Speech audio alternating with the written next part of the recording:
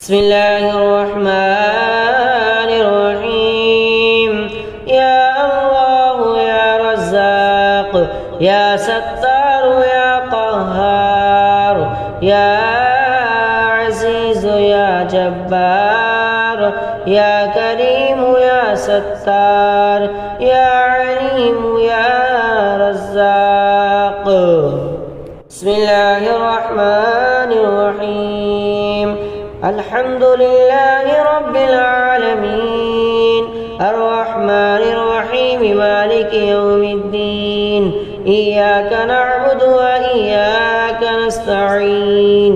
اهدنا الصراط المستقيم صراط الذين أنعمت عليهم غير المغضوب عليهم ولا الضالين.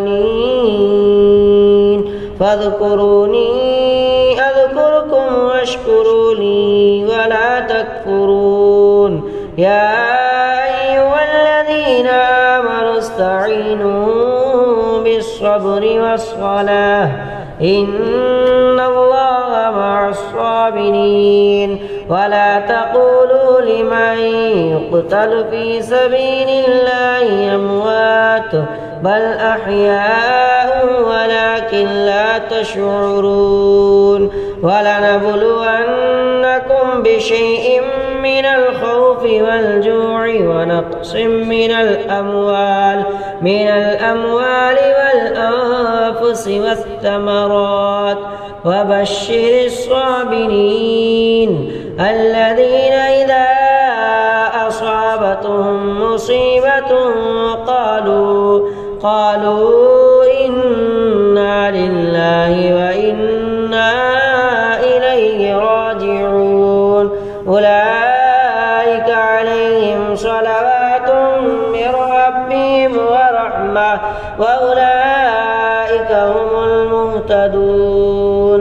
إن الصفا والمروة من شعائر الله فمن حج البيت أو اعتمر فلا جناح عليه أن يطوف بهما ومن تطوع خيرا فإن الله شاكر عليم. إن الذين يكتمون ما أنزلنا من البينات والهدى من بعد ما بيناه للناس في الكتاب أولئك يلعنهم الله ويلعنهم اللاعنون إلا الذين تابوا وأصلحوا وبينوا فأولئك أتوب عليهم وأنا التواب الرحيم. إن الذين كفروا وماتوا وهم كفار أولئك عليهم لعنة الله والملائكة والناس أجمعين خالدين فيها لا يخفف عنهم العذاب ولا هم ينصرون. وإلهكم إله واحد لا إله إلا هو الرحمن الرحيم. إن في خلق السماوات والأرض واختلاف الليل والنهار والفلك التي تجري في البحر بما ينفع الناس وما أنزل الله من السماء من ماء فأحيا به الأرض بعد موتها وبث فيها من كل دابة وتصريف الرياح والسحاب المسخر بين السماء والأرض لآيات لقوم يعقلون.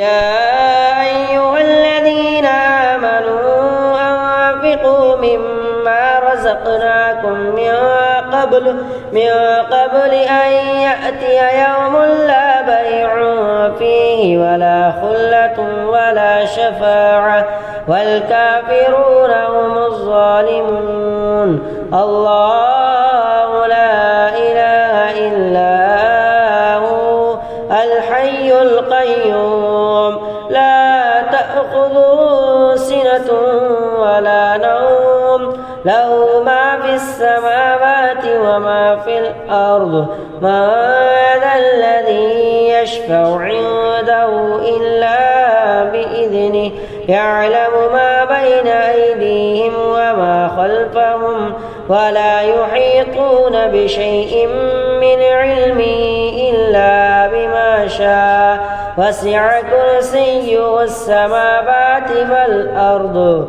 ولا يؤوده حفظهما وهو العلي العظيم لا إكراه في الدين قد تبين الرشد من الغي فمن يكفر بالطاغوت ويؤمن بالله فقد استمسك بالعروة الوثقى لا انفصام لها والله سميع عليم. بسم الله الرحمن الرحيم لله ما في السماوات وما في الأرض وإن تبدوا ما في أنفسكم أو تخفوه يحاسبكم به الله ويغفر لمن يشاء ويعذب من يشاء والله على كل شيء قدير.